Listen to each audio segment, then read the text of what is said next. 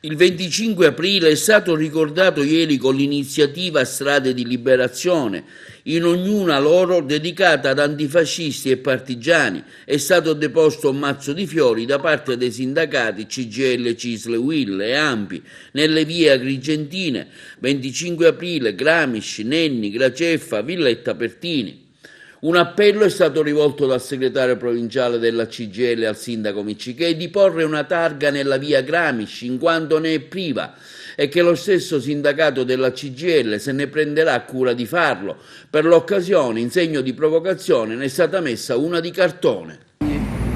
Andiamo a casa adesso, dopo aver depositato questo mazzo di fiori, questo simbolo, in una targa improvvisata di cartone, perché la via Gramsci ad Agrigento non ha una targa degna di questo nome, ragione per la quale domani la CGIL agrigentina manderà una lettera di autorizzazione al sindaco per regalare una targa che indichi la via Gramsci nel comune di Agrigento.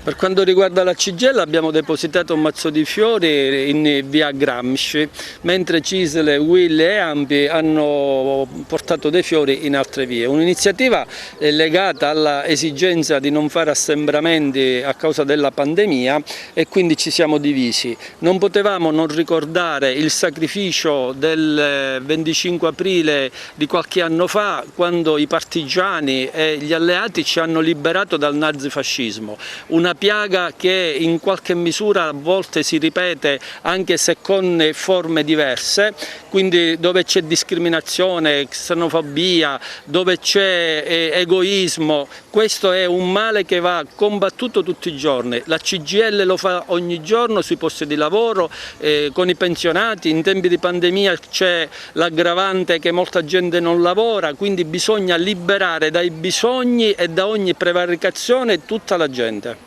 In vista della prossima festività del 1° maggio, la festa del lavoro, che sicuramente per via del Covid sarà organizzata in maniera più restrittiva, che valore assume oggi il 1° maggio ancora? Un valore simbolico determinante per spiegare al mondo intero che non ci può essere futuro senza il lavoro e senza i lavoratori.